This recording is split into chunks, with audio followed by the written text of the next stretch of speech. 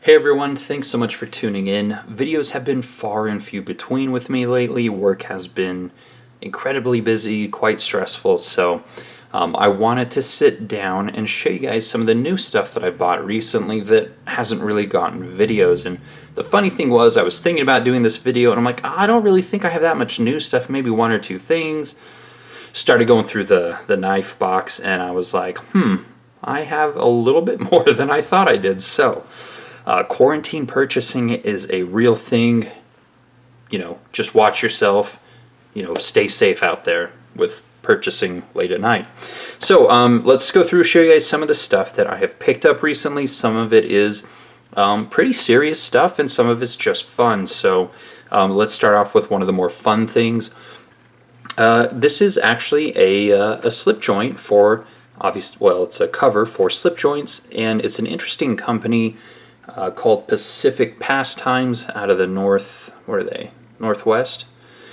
And they take old baseball gloves, basketballs, and footballs, and they make things out of them, like obviously this cover for a slip joint. They also make wallets and some other stuff, but being that I played baseball growing up, I saw these and it just kind of hit a chord with me. It was just like, man, that is super cool. Reminds me of my childhood in a way. And so even though these are more expensive than a lot of other slip joint covers, I just think it's a really fun and cool idea. And again, just hit on that nostalgia button for me, and I purchased one. So yeah, I'll try to put a link to their website down below. I think this will probably resonate with a lot of you guys too. Next, the Knives Elementum. I have another one of these with the black scales that I got at Blade Show a couple years ago, but they came out with these with S35 VN blade steel and these translucent G10 scales. And I was like, yeah, I kind of want that. So picked one up. A little late night purchase. This one's not as smooth as my other Elementum, but it's fun, and maybe I'll carry it a little bit. But it's a great model. It's a great model to collect, because compared to like Spyderco Paramilitary 2s, these are a lot cheaper. Although to be honest, some of these do sell out just as quick as those freaking sprint run Spyderco Paramilitary 2s. So yeah, wanted it, bought it. Here it is. Hopefully I'll carry it enough to justify purchasing it. So there's that one. Along those same lines, the Banter, the collaboration with Ben Peterson of formerly Blade HQ, famous for What Is Up, guys. So this came out, and of course I wanted to support Ben, and so I purchased the correct colorway in Ben Blue, and just a fun, again, for me it was just something to support Ben. It's a nice little knife, non-objectionable in every way.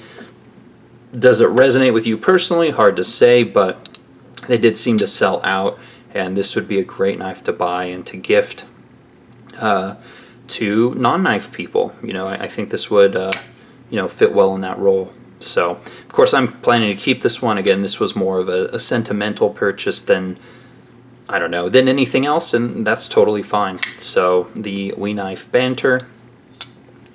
Ooh, another one. The Line Steel Gitano. Yeah, I think that's how it's pronounced. I saw this at Blade Show. It didn't happen this year, but maybe last year when Line Steel revealed these. I tried multiple times to purchase one of their prototypes, but they wouldn't let me. They said it wasn't quite ready. And so I finally got around to purchasing one now while we're in quarantine and I'm bored. So yeah, just a really cool slip joint. Line Steel does a good job with their slip joints.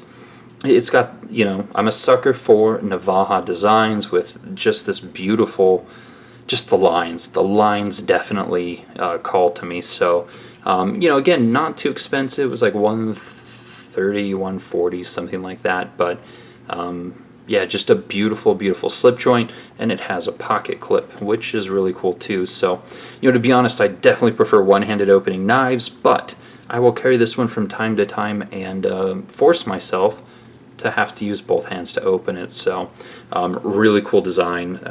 Glad I finally got around to picking one of these up. Cancep Knives. I got a couple prototypes from them a while back. To be honest, I have companies reach out to me all the time from overseas, and I ignore most, but based on my relationship with Joyce, who was previously at Kaiser and now at Cancep, I said that I'd be willing to check them out, give them a try.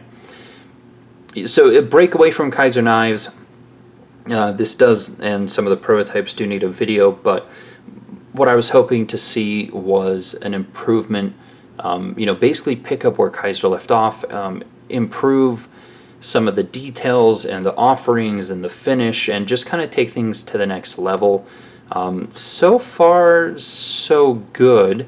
Fit and finish on this is nice. They are using, carbon fibers with bolsters, and they've got it black coated. And I mean, there's some other good things going on here overall. Some of the other prototypes that I have like an orange peel or eggshell finish, which again doesn't happen on production knives. So I'm still very hopeful, but it's still a little bit early for this company. They are being carried by some of the major retailers in the US though. So again, that's another reason why I would bother to take a look at them. So jury's still out, but early signs point to it being, another fairly decent value-orientated company in kind of the low $200 range that the knives will certainly perform. So more information to come. This model is the Warrior, but yeah, those need a video. Need to think about it, talk about it a bit more. We have the the Liang Ma Traveler. Really cool slip joint that he did, and this one in that orange G10 and kind of the brown micarta colorway is it's stunning. I absolutely love it. It just kind of struck a chord with me. So really nice slip joint for those of you guys who want or need non-locking knives. And again, for me, it's just kind of something a little bit different, something a little bit fun. And the designs from Liang are always good, and the fit and finish by Riyadh is always exceptional. So another cool offering. This needs a video because I have some of the other ones here on loan with all the different colorways and blade shapes, so that needs to happen sooner rather than later. But the Liang Ma Traveler. Alright, now we're getting to a little bit more of the serious stuff. Ooh, let's look at this one next. Alright, so Guardian Tactical has been doing the out-the-front automatics for a little while now. They just came out with the small one, the GTX 25, but I finally got my hands on the largest one they make, which is the Recon 040. This one's got a 3.75-inch blade, but it's just a big honkin' out the front, and it is super duper cool. Just really been kind of obsessing over this one. Really nice grinds on it. It cuts amazingly well. They did such a good job, but something about a really kind of large, I don't want to use the term oversized, but maybe oversized OTF, there's just the smile factor is out of control. So really been enjoying this one. Just a super cool model in this large size here, and I really look forward to a Tonto version of this knife. Might be able to do something fun there. We shall see. I'm going to twist some arms. So yeah, Recon 040. And these are arguably, in my opinion only, as far as production out the fronts go, I think Guardian Tactical makes the best ones. Again, that's my opinion. People want to argue with me in the comments. Knock yourself out. All right, now we're getting into some of the more serious stuff here. Let's look at this custom slip joint from Johan Ellis. So he is a custom slip joint maker out of South Africa, and this was a build that I commissioned him to make, and it's a very special build.